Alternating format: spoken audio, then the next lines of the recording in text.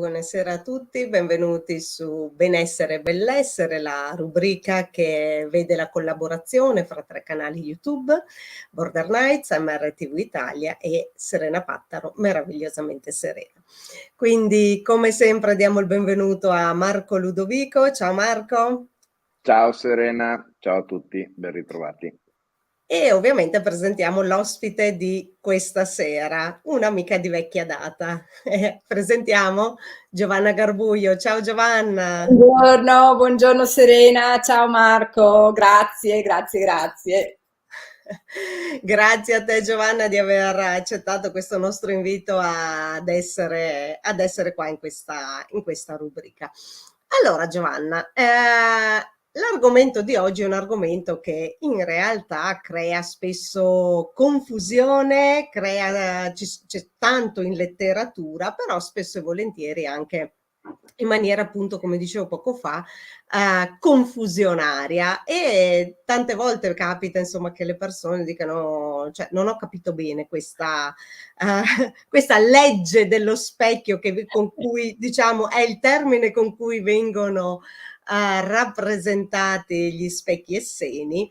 Però io vorrei, se mi permetti, introdurre l'argomento con una frase, con un paio di frasi, insomma, che ho trovato sul tuo sito, che riguardano appunto questo. Quindi voglio leggerla letteralmente, in cui si trova: la legge dello specchio è una legge empirica, evidente e sperimentabile. Alcuni la conoscono, alcuni ne parlano come di una cosa ovvia, altri la sentono.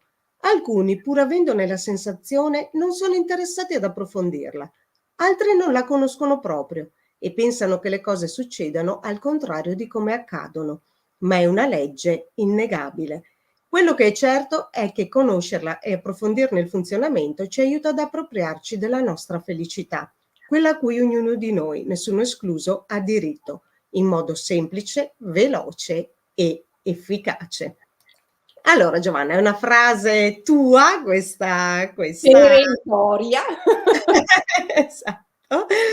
Il libro, cioè diciamo l'argomento riguarda anche un libro che tu hai scritto che si intitola proprio Gli specchi esseni, eccolo qua appunto, che tu riveli come una mappa per comprendere ovviamente chi siamo.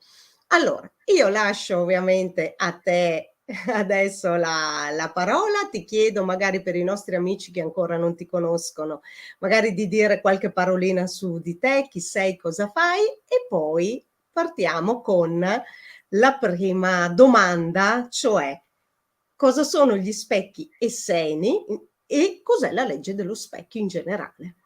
Una domandina così da Così. 5 minuti. Giusto per iniziare così, insomma, l'argomento. Come dicevamo fuori onda, Giovanna, con Marco, insomma, abbiamo 5-6 ore a disposizione, quindi Ok, allora, velocemente chi sono io? Io sono tutti e non sono nessuno, nel senso sono una persona che è curiosa, che ha avuto del tempo a disposizione e che ha dedicato questo tempo alla sua passione, e la mia passione è stata quella di cercare delle risposte a quelle che sono le domande esistenziali che oltre i 40 anni tutti cominciamo a porci, mi pare di capire. Qualcuno prima, qualcuno dopo, qualcuno anche mai, ma insomma. Quindi questa io sono. Ho forse la dote di scrivere semplicemente nel senso che mi viene semplice, e allo stesso tempo anche con un linguaggio, mi dicono, abbastanza semplice. Questo perché io ho sempre utilizzato la scrittura per comprendere io determinati concetti, quindi per comprenderli, siccome non ho una mente scientifica, dovevo renderli semplici. E quindi forse questa è stata la mia dote che mi ha permesso appunto di intraprendere questo viaggio nella scrittura. Nella fattispecie di questo libro, Gli specchi esseni, così bazzicando all'interno di questo mondo della spiritualità o anche New Age, chiamiamola, più o meno seria, perché questa nuova era, a seconda di come la affronti, può essere molto molto profonda o molto molto superficiale, mi sono accorta che la legge dello specchio veniva proposta univocamente come la rispondenza, se tu vedi qualcosa fuori di te, significa che quella stessa cosa tu la sei da qualche parte dentro di te, tu sei quella cosa che vedi fuori. Allora, a me questa spiegazione della legge dello specchio sperimentalmente, cioè rispetto alla mia esperienza, non mi è mai risuonata molto, perché è vero che a volte accade questo, che tu trovi la persona antipatica e ti accorgi che quella caratteristica da qualche parte corrisponde a qualcosa di tuo, però non è sempre così, anzi, ogni tanto è così. Nella mia esperienza è raramente così, o meglio, forse per il passato lo è stato di più, ma mi accorgo che mi sono accorta appunto camminando che ci sono tanti altri tipi di riflessi. Come tutti, come molti di quelli che fanno questo percorso, a un certo punto del viaggio mi sono inciampata nella ricerca di Greg Braden, che è stato il primo, forse l'unico, a approfondire la legge dello specchio sulle scritture essene. Ha avuto questa intuizione e ha proposto 7 riflessi diversi. Allora, già il fatto che i riflessi fossero 7 e non 1 mi ha dato un input, e quindi siccome purtroppo nel nostro mondo, chiamiamolo così, il mondo della spiritualità, della divulgazione della spiritualità, la legge dello specchio viene diffusamente proposta univocamente, e questo proporla univocamente crea parecchi danni, perché se noi siamo convinti che la nostra realtà sia effettivamente qualcosa che prende forma dall'energia che noi emettiamo e diffondiamo fuori, che è sacrosanto, è così che funzionano le cose, ma siamo convinti che questo meccanismo sia un meccanismo univoco che riflette fuori unicamente le mie stesse caratteristiche che io possiedo, ci troviamo spesso a incastrarci in un labirinto fatto di sensi di colpa, perché ogni volta che troviamo qualcosa che non ci piace, la prima cosa che facciamo è guardarci dentro in cerca di quella stessa caratteristica disfunzionale. Allora, se le cose stessero veramente così, uno dice, vabbè, il meccanismo è questo, ne prendo atto e lo utilizzo, ma il fatto è che il meccanismo non è questo, perché quando noi ci mettiamo sinceramente e apertamente in discussione e cerchiamo queste corrispondenze in questa modalità, la troviamo una volta su 10. Adesso non lo so la proporzione, poi ognuno ha la sua, però non è questa l'unica modalità. Quindi incontrando Greg Braden un po' mi sono rincuorata, nel senso di dire, beh, non sono l'unica a pensarla così, e quindi mi sono studiata il suo approccio. E la sua ricerca è, almeno quella che ha divulgato, che ha proposto, è una ricerca molto profonda dal punto di vista della sua consapevolezza, che è evidente e potente, ma relativamente poco articolata e poco argomentata. Quindi mi sono sentita proprio il desiderio di argomentare meglio quello che lui proponeva. Per cui sono andata, ho ricalcato la sua stessa ricerca, sono andata a prendermi le scritture essene e sono andata a cercare questi riflessi all'interno delle scritture. Strada facendo mi sono resa conto che tutte le scritture, tutte le sacre scritture, tutte le dottrine ancestrali ed efficaci sono molto consapevoli dell'esistenza di questa legge e la propongono in tutte le sue sfaccettature. Però, visto che Greg Braden aveva aperto questa strada, ho voluto seguirla e questo libro, appunto, Gli specchi e seni, è il risultato di questa ricerca, di un approfondimento all'interno delle scritture essene, e gli specchi di Greg Braden, che inizialmente la sua prima proposta, la sua prima esplorazione aveva individuato 5 specchi. A un approfondimento ulteriore gli specchi sono diventati 7, quando sono arrivata io sono diventati 14. Non perché gli specchi proliferassero, ma perché osservando il comportamento dell'essere umano, osservando la relazione tra dentro e fuori, e leggendo e studiando le scritture, questi riflessi non è che si sono moltiplicati, sono caratteristiche dell'uomo e del meccanismo che esistono da sempre, si trattava solo di riconoscerli e codificarli, tutto là. Quindi il lavoro che ho fatto io è stato quello sostanzialmente di mettere in ordine per iscritto delle conoscenze che appartengono alla saggezza dell'umanità da sempre, che tutte le saggezze conoscono e percorrono, che forse ancora non erano stati puntualizzati, messi 1, 2, 3, 4, tutto lì. Quindi un lavoro così di ricerca che man mano che andavo avanti mi dava delle conferme riguardo le intuizioni che man mano ricevevo. Ecco.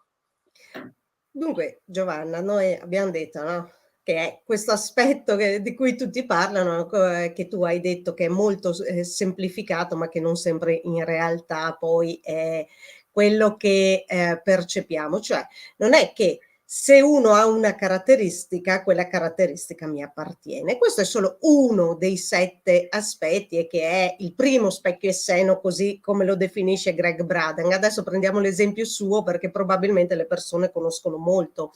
Cioè chi conosce questo aspetto conosce appunto come l'ha trattato Greg Braden, soprattutto nella sua conferenza Camminare tra i mondi. E che è quello, insomma, diciamo che bene o male da cui siamo partiti un po' tutti quanti quando volevamo approfondire questo aspetto. Però giustamente come dici tu e come giustamente ha detto anche Greg Braden, beh, non sempre la caratteristica che dà fastidio o anche che noi vediamo di bello nell'altra persona, perché è sempre nei 2 aspetti. Noi le trattiamo di più nel senso negativo perché sono quelle parti su cui vogliamo lavorare che insomma ci danno dei disagi. Quindi quali sono gli altri aspetti che tu hai, perché tu hai detto ne hai trovati addirittura 14, quindi magari se vogliamo indicarne qualcuno, magari anche i più semplici per le persone da individuare durante la vita quotidiana, perché diciamo la verità, la legge dello specchio nelle sue varie declinazioni non è così semplice da ritrovare poi nella quotidianità. Tu quali sono gli aspetti che vedi, che hai trovato e secondo te anche quelli che ti hanno affascinato di più? Allora, sicuramente quello che mi ha spinto a intraprendere questo viaggio è stato proprio l'opposto del primo specchio.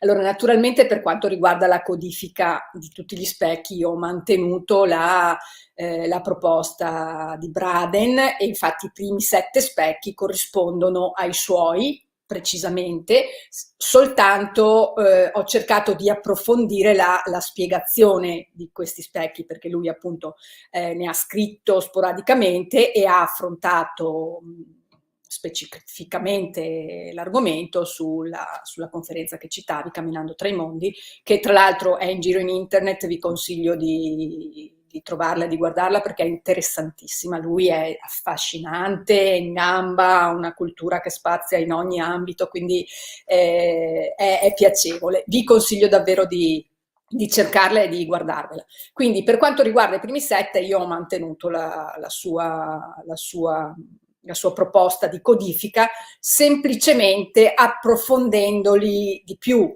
quindi cercando le corrispondenze nelle scritture e cercando di dare una spiegazione più possibile pragmatica, in maniera da poterli riconoscere e utilizzare. Durante questo viaggio, diciamo così, mi sono anche resa conto che, in linea con quello che propone Ho Oponopono, che è un po' l'ambito in cui io mi muovo e che fa parte della mia consapevolezza,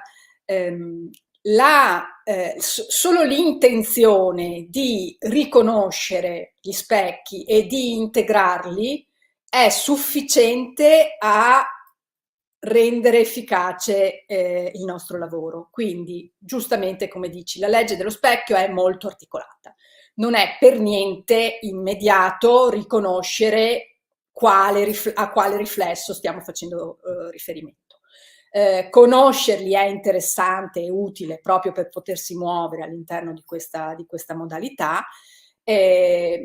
Non facciamoci prendere dallo sconforto se non riconosciamo la motivazione per cui il nostro vicino continua a parcheggiarci la macchina sul nostro parcheggio, o qualunque altro esempio, perché solo il fatto di assumerci la responsabilità della manifestazione di quello che sta accadendo e di sapere che qualunque cosa stia accadendo ci sta mostrando qualcosa di noi, è già la via risolutiva per non tanto riconoscere razionalmente quale specchio incarna questa esperienza, quanto per integrarne l'insegnamento.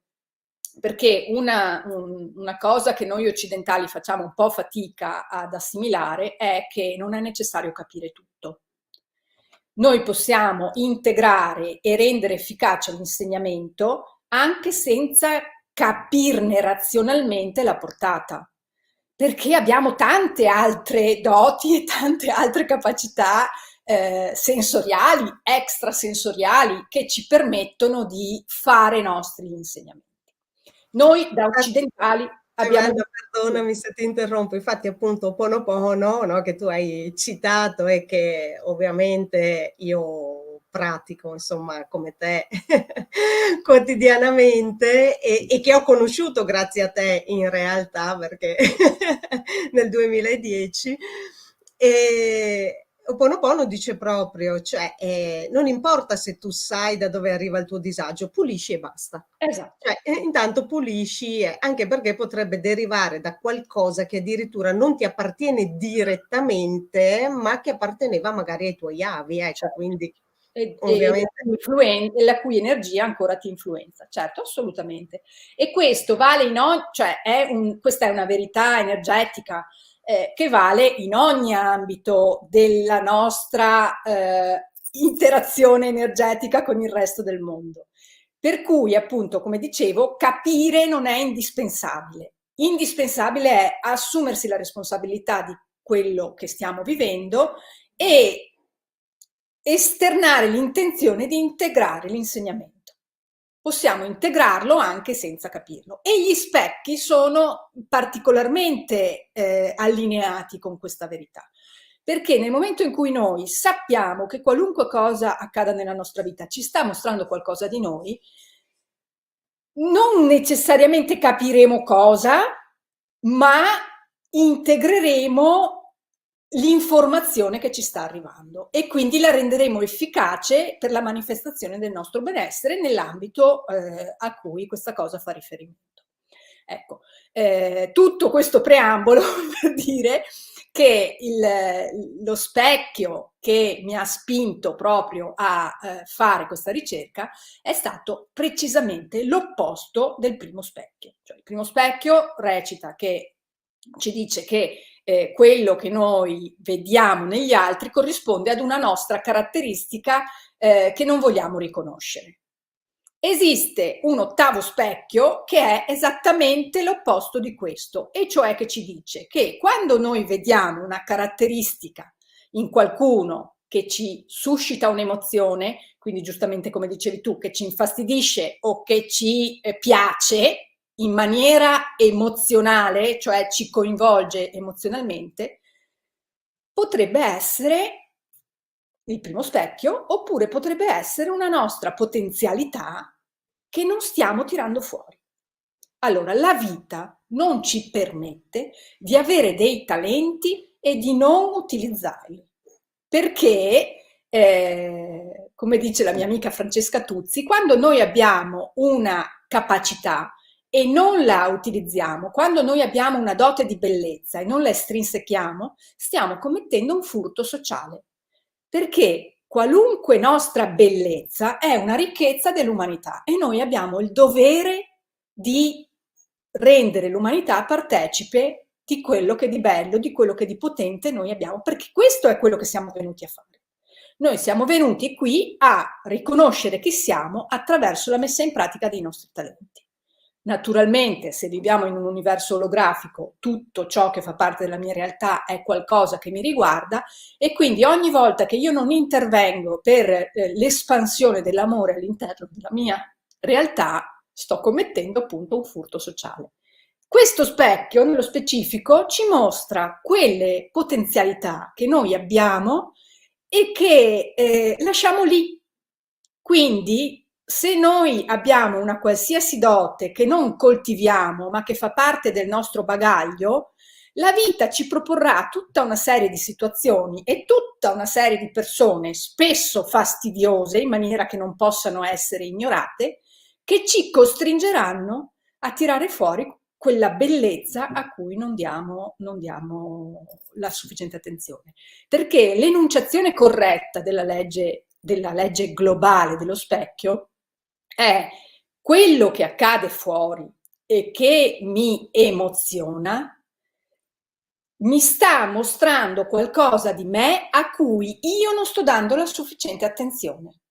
Quindi non mi sta mostrando qualcosa di me che non voglio vedere, qualcosa di me che non mi piace, qualcosa di me che devo cambiare, qualcosa di me a cui non sto dando la sufficiente attenzione, che in questa dicitura cambia tutto, perché può essere qualcosa appunto che non mi piace e che non sto lavorando per modificarlo, per crescere, per riconoscerlo, ma allo stesso tempo può essere qualcosa di potente che io ho, a cui non sto dando la sufficiente attenzione per coltivarlo, per nutrirlo, per farlo crescere. Ecco, questo è stato un po' il riflesso che mi ha fatto riflettere di più e da cui sono partita poi per individuare gli altri. Ce ne sono di bellissimi, perché lo specchio dei cattivi esempi, per esempio, lo specchio dei cattivi esempi, per esempio, Gioco di parole. secondo me è meraviglioso, perché questo specchio sostanzialmente ci dice che le persone che arrivano nella nostra vita e che si comportano male e che hanno dei comportamenti disfunzionali globalmente possono appartenere al primo specchio, possono appartenere allo specchio del giudizio, ma possono anche appartenere allo specchio dei cattivi esempi, cioè essere angeli incarnati che hanno scelto di sacrificare la loro esistenza per mostrare a noi qualcosa senza costringerci a fare l'esperienza di quel tipo di comportamento. Per cui vediamo comportamenti disfunzionali negli altri, vediamo le conseguenze che determinati comportamenti disfunzionali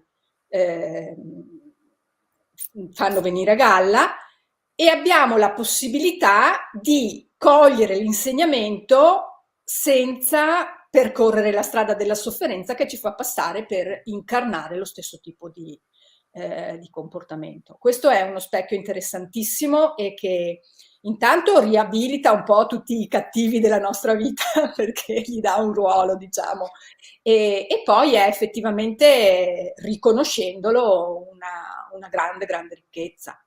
Ma Giovanna, infatti quello dei cattivi esempi è un po' quello che io chiamo anche l'esempio di Giuda o l'esempio del professor Piton nella saga di Harry Potter, cioè quelle persone che se non hanno quel ruolo non ci permettono di raggiungere in realtà la nostra meta. Esatto, esatto. Sì, sì, sì, ci sono persone eh, che in tutta la loro incarnazione, se a parte il fatto che noi non possiamo mai avere un'idea realistica del percorso degli altri, perché non siamo dentro di loro, quindi non possiamo sapere quali siano i meccanismi emotivi reali delle persone, ma ci sono persone davvero che consumano un'incarnazione così da una prospettiva esterna senza imparare niente. In realtà è semplicemente perché loro non sono venuti qui a imparare, sono venuti qui a giocare un ruolo perché imparassero gli altri. Un Hitler, faccio per dire, e uso veramente il peggiore esempio che si può immaginare, cosa può aver imparato dalla sua incarnazione un uomo così? Invece ha permesso a milioni di persone di imparare dal suo percorso. E così vale per la mamma anaffettiva piuttosto che per il capo pazzo o che ne so, capita di trovare nella nostra vita queste persone completamente disfunzionali. Invece di stare a farci tanti problemi su perché, per come, per cosa questi sono venuti qui a fare, che è una cosa che riguarda loro, impariamo a cogliere comunque la bellezza, perché alla fine qualunque tipo di insegnamento è un insegnamento di bellezza, perché se noi siamo in grado di cogliere la proposta energetica, noi espanderemo la nostra bellezza, quindi qualunque bruttezza, passami, può essere veramente stimolante per l'espansione di molta più bellezza, solo a accettare di riconoscerla e accettare di non voler incasellare tutto in schemi preordinati che abbiamo preordinato comunque noi. Ma infatti questo mi fa venire così in mente anche un po' la situazione attuale, Giovanna, nel senso che eh, mh, siamo spesso focalizzati ovviamente su questa guerra che ovviamente esiste, c'è e ci sono persone insomma che soffrono sicuramente tantissimo. Non voglio ovviamente entrare nel merito, non è il mio ruolo ovviamente di occuparmi di questo, però ecco, c'è questo discorso c'è la guerra, ok, e noi diciamo vogliamo la pace. Beh, però magari potremmo iniziare, ovviamente cos'è? È uno specchio, ci sta dicendo ci sono dei conflitti interiori in te, cioè la guerra ti sta dicendo questo, oppure hai dei conflitti con delle persone care o col vicino di casa. Io faccio sempre l'esempio del vicino di casa. Quindi magari lavora su questo, cioè la guerra in generale ti sta dicendo lavora sui tuoi conflitti. Può essere un esempio questo? Allora, ti sta dicendo sicuramente lavora sui tuoi conflitti, ti può dire anche lavora su tutte quelle potenzialità che tu hai di alimentare l'armonia nella tua realtà e che non stai utilizzando. Perché quante volte noi avremmo la possibilità di intervenire e far pace ai due vicini, per esempio, senza bisogno di essere noi direttamente in conflitto, ma noi dalla nostra posizione vediamo il conflitto tra i due vicini, sappiamo che magari questo ha ragione in questo, quell'altro ha ragione in questo, e potremmo col nostro, e però non lo facciamo perché non ci intrighiamo, ognuno si faccia i fatti suoi. Invece la vita è azione. Oponopono ce lo insegna, Oponopono nella sua dicitura ha proprio la prima parte della parola, significa agire. E se noi guardiamo qualunque tipo di insegnamento mistico, esoterico, nessun insegnamento ti dice di toglierti dalla realtà. Non c'è nessun insegnamento che ti dice vai in cima al cocuzzolo del Tibet e stai là. tutti ti dicono: integra la tua spiritualità, integra la tua connessione con l'oltre nel qui e ora, nella tua incarnazione, nella tua esperienza molteplice. Fare finta di non essere all'interno di questa specularità non è efficace e non è quello che siamo venuti a fare e non è quello che ci porta ad espandere la nostra consapevolezza. Se noi vogliamo veramente rendere efficace la nostra incarnazione, dobbiamo agire nella realtà. E la legge dello specchio, in tutte le sue sfaccettature, ci mostra proprio dove non stiamo agendo, dove non stiamo portando la nostra attenzione, dove siamo apatici, dove continuiamo a occuparci del nostro orticello perché tanto gli altri che si arrangino. Non è questo, cioè questo non è un comportamento spiritualmente evolutivo. È un comportamento statico che ci porterà a evolvere, anche se ci facciamo i fatti nostri, anche se vediamo la lite e non interveniamo perché comunque lascia che si arrangino. Se noi ci troviamo coinvolti in un conflitto anche esterno, è perché abbiamo un'azione da compiere. Poi può essere chiaramente che abbiamo tutta una serie, che il conflitto ce l'abbiamo noi direttamente col nostro vicino, quindi lavoriamo su quello. Ma non disdegniamo di far venire fuori la nostra bellezza. Noi abbiamo il dovere sacrosanto di far venire fuori la nostra bellezza. Siamo venuti qui per questo. E quando non lo facciamo, la vita non ce lo permette, ci bastona, ci bastona. E anche a volte in maniera abbastanza pesante. Sì. Direi che assolutamente ci fa capire, come dicevi tu, guarda che non stai utilizzando una caratteristica molto importante che invece ti appartiene, la famosa parabola dei talenti, che se non lo utilizzi ti verrà tolto. Guarda, mi viene in mente adesso una frase bellissima di Giovannotti che dice il mondo, adesso non me la ricordo letteralmente, ma dice: il mondo punisce chi ha le ali e non vola. Certo, ma che è appunto quello che l'esempio, no, più semplice che magari conoscono un po' tutti è proprio quello dei talenti, no? Ti do 5 talenti, diventano 10, te ne do 2, diventano 4, te ne do 1 e lo mantieni 1. Beh, allora che te lo lascio a fare. Infatti, guarda, nel Vangelo c'è diffusamente la legge dell'attrazione è proposta, la legge di causa ed effetto è proposta chiaramente, ma in un modo che da una visione meccanicistica cosiddetta appare ingiusta, perché quando Gesù dice a chi ha sarà dato e a chi non ha sarà tolto anche quello che ha, da un punto di vista di una visione meccanicistica dici: ma che giustizia è? E invece allora no. Gesù non è così buono, ti dicono, no? Invece no, è proprio questo discorso. Se tu hai perché è stato considerato che hai le potenzialità di espandere quello che hai. Se tu non lo espandi, stai commettendo un furto sociale e la vita non te lo permette. Non è questione di qualcuno che da in cima alla nuvoletta tira giù gli strali, no, è una questione energetica. La Infatti, vita Giovanna, evolve non per me.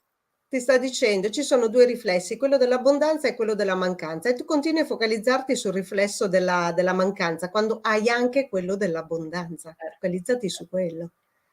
Cioè, io la vedo sotto questo aspetto. Sì. Poi non è sempre così semplice, perché effettivamente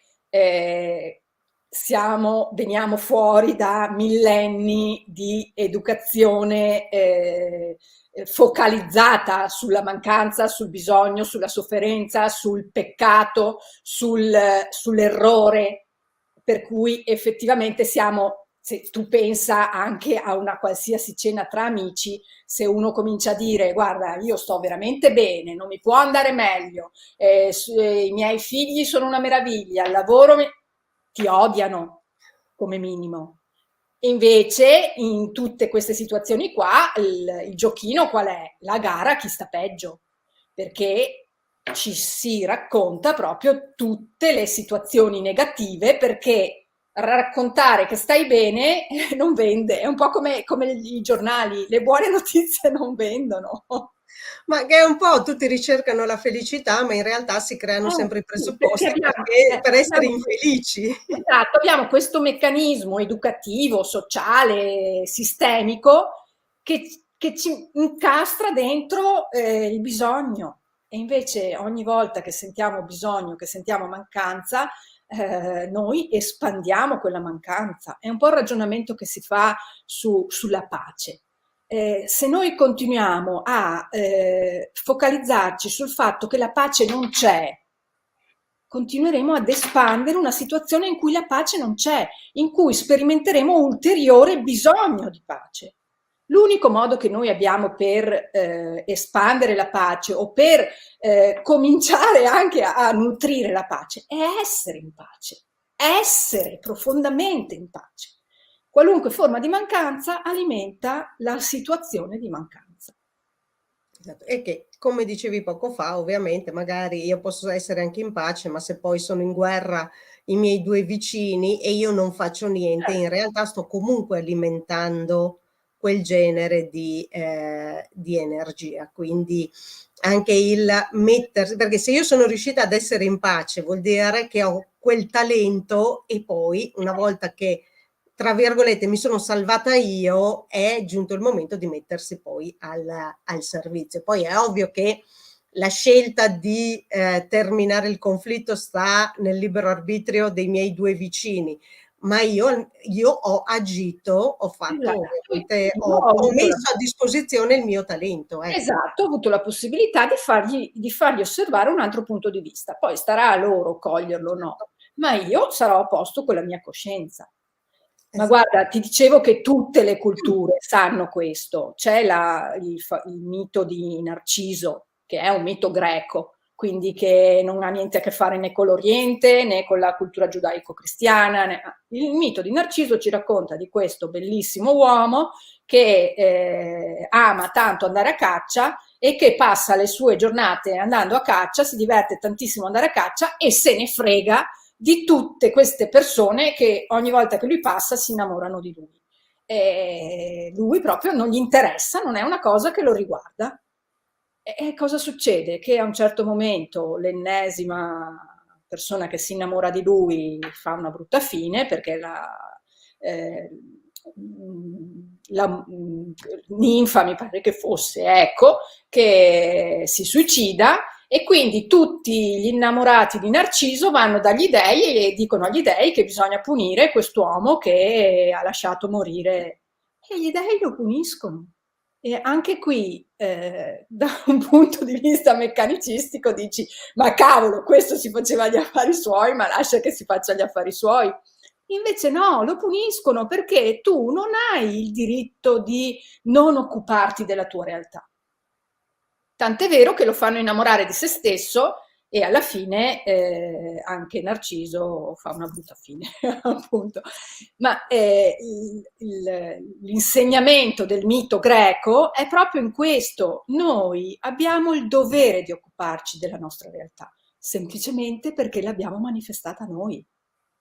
E quindi se l'abbiamo manifestata noi, significa che è fatta su misura per noi e per darci la possibilità di estrinsecare tutte le nostre potenzialità, cominciando dallo smussare gli spigoli e quindi da vedere cosa giudichiamo, vedere cosa non ci piace di noi, fino ad espandere tutta la bellezza che siamo potenzialmente.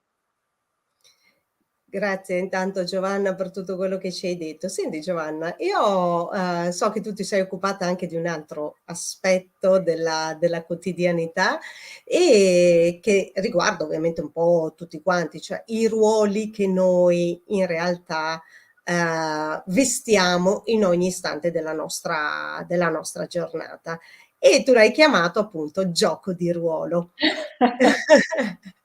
Allora, innanzitutto diciamo anche per chi ci ascolta che c'è la possibilità dal tuo sito di scaricare un ebook gratuito, giusto? È gioco di ruolo. Che è gioco di ruolo e il sito eccolo qua in sovraimpressione giovannagarbuglio.com e ti chiedo anche come il discorso dei ruoli. Intanto cosa intendi tu ovviamente per questo gioco di ruolo, così magari intanto lo diciamo anche ai nostri ascoltatori, e come il gioco di ruolo può essere visto nel contesto della legge dello specchio. Beh, con lo specchio dei cattivi esempi ne abbiamo fatto sì, una velocissima sintesi. Il libretto Gioco di ruolo è un libretto che appunto ho voluto fortemente che fosse il bonus a chi si iscriveva alla mia mailing list, perché nonostante i miei consiglieri di infomarketing mi dicessero che non si regala un libro come bonus, sono andata contro e sono contenta comunque di aver fatto come volevo io, perché secondo me quello è, per quanto siano effettivamente 90 pagine, è un librettino, però è un libretto. E contiene le basi per un approccio efficace alla nostra quotidianità in direzione del nostro benessere. Io penso che chi riuscisse a leggere e integrare veramente le informazioni che ci sono in quelle 90 pagine ha la possibilità, cioè è risolutivo quel libricino, integrare davvero le proposte che sono contenute lì è risolutivo, è sufficiente per stare bene. Poi tutti gli altri potrebbero essere semplicemente approfondimenti. Quindi ho voluto fortemente che quel testo fosse il bonus d'ingresso a un percorso che poi io propongo con l'iscrizione appunto alla mia newsletter. Il presupposto è proprio quello che la vita incarnata, cioè quella che comincia con la nascita e finisce con la morte, è qualcosa che sottostà alla legge dello specchio, quindi è un gioco, è proprio come giocare a Monopoli. Se noi riusciamo ad astrarci e a avere una visione più ampia, una visione ampia che parte dalla base della vita eterna, quindi con la consapevolezza che il nostro percorso nascita-morte non è altro che un piccolissimo, una piccolissima esperienza che noi facciamo all'interno di un'esistenza, di un'essenza nettamente più ampia, ci permette di cambiare completamente visione rispetto a tutto, in particolare rispetto alla sofferenza e rispetto al modo di integrare gli insegnamenti e all'obiettivo che noi abbiamo nell'integrare gli insegnamenti. E guarda, sinceramente adesso cercando di spiegarlo l'ho resa più complicata di come è proposta in quel libricino, perché è davvero molto semplice. Si tratta soltanto di spostarsi un attimo e di avere un'angolazione diversa nel guardare le cose. Tutto qui. È interessante Giovanna, perché questo è un aspetto in cui il fare diviene più semplice che non lo spiegare, ecco, cioè questo assolutamente. Senti, allora io vorrei chiedere a Marco, che è rimasto lì nell'angolino tutto il tempo, se ha magari una domanda, una considerazione da fare in tutto quello che abbiamo detto. Sì, beh, diciamo, oltre ai complimenti ovviamente, perché è stata molto bella l'esposizione, quindi immagino che sia altrettanto bello il libro anche che abbiamo proposto, che come dicevo fuori onda avevo tra l'altro acquistato ancora prima di sapere che ci sarebbe stata questa intervista. E mi è piaciuto anche molto il fatto di, come spesso ci accade, sentendo tante persone, di ritrovare tanti aspetti che abbiamo magari analizzato da punti di vista completamente diversi, apparentemente scollegati, ma che poi alla fine trovano sempre una loro chiave di lettura anche negli ambiti più impensabili. Io in particolare ho fatto spesso e ho voluto spesso puntare il focus sugli ignavi e sugli ignavia, perché molti vedono, non per niente, la giustificazione più usata quando uno viene accusato: ma io non ho fatto niente. Sì. Ho capito, Mica detto che è una roba buona, cioè, mica detto che sei salvo, perché potresti aver fatto tanto male anche senza aver fatto niente. Cioè, Insomma, Martin Luther King l'ha detto molto chiaramente. esatto. Non agire è un agire. Esatto, e io ho ricordato spesso quanto lo stesso Dante, per esempio, nella Divina Commedia, gli riserva un ruolo mica marginale, cioè li mette insieme, vicini, se non addirittura peggio a tante cose che in generale nella nostra vita reputiamo molto più gravi dell'ignavia. Sì. E quindi questa è una parte veramente molto importante, cioè non basta non ho fatto niente. La domanda vera è: hai fatto quello che dovevi fare, quello che era giusto fare, quello che potevi fare? Perché è stato molto bello ritrovare anche qui questo aspetto che abbiamo declinato appunto con la politica, abbiamo declinato con la vita sociale, sarebbe bello se passasse veramente questo concetto, perché sembra stupido, sembra banale, sembra facile, ma mica tanto, cioè. Ma in effetti uno degli aspetti che è quando si iniziano tutta una serie di percorsi che dice io vorrei già essere arrivato a questa fase evolutiva. In realtà una delle prime cose che si dice: fa ciò che puoi con ciò che hai adesso. Quindi però fa ciò che puoi, non stai lì e aspetta il momento perfetto. Ecco, che tanto il momento perfetto, diciamo, non ci sarà mai, e in realtà il momento perfetto è sempre qui e ora. Quindi sempre i tuoi riflessi. Siamo in sintonia. Esatto. Ma poi se ci pensiamo, o aspetto il momento perfetto o considero adesso il momento perfetto per agire. Ma se ci pensiamo, è parte dell'equazione in ogni disciplina efficace, in ogni dottrina ancestrale, l'azione fa parte dell'equazione. Noi abbiamo l'ispirazione, cioè la nostra connessione con l'oltre, l'azione e la realizzazione. Non possiamo passare dall'ispirazione alla realizzazione. Non è previsto, non ci saremo incarnati. L'equazione è fatta di ispirazione, azione e realizzazione. Non si può saltare uno dei tre passaggi. Infatti tanti pensano che le cose si facciano con uno schiocco di dita. A fare però è anche vero, però è anche vero che lo schiocco di dita è in realtà un'azione, quindi se tu non lo fai quello schiocco di dita o in magia, no, prendo la bacchetta, evoco qualcosa, ma in realtà se non fai quell'azione lì si dice che l'azione è il ponte tra l'oltre, cioè tra l'ispirazione e la realizzazione. Esatto. Tra l'ispirazione che hai la scintilla, la saetta di luce che ti arriva e la tua consapevolezza del divino. C'è il ponte è l'azione e questo collegamento non possiamo saltarlo, perché facciamo un salto nel vuoto e finiamo nel baratro. Grazie Giovanna, grazie ovviamente per tutto quello che ci hai detto. Allora, siamo in conclusione, quindi io ti chiedo una considerazione, un consiglio, qualcosa che vuoi dire ai nostri amici, insomma, per concludere questa chiacchierata. Allora, io lo so che è la frase che ripeto sempre, ma penso che sia veramente risolutiva da ogni punto di vista. Se vuoi essere felice, sii felice. E per essere felice bisogna agire in direzione della nostra gioia. Quindi compiamo ogni azione che ci porta in direzione della nostra gioia, perché così facendo alimentiamo la gioia del mondo.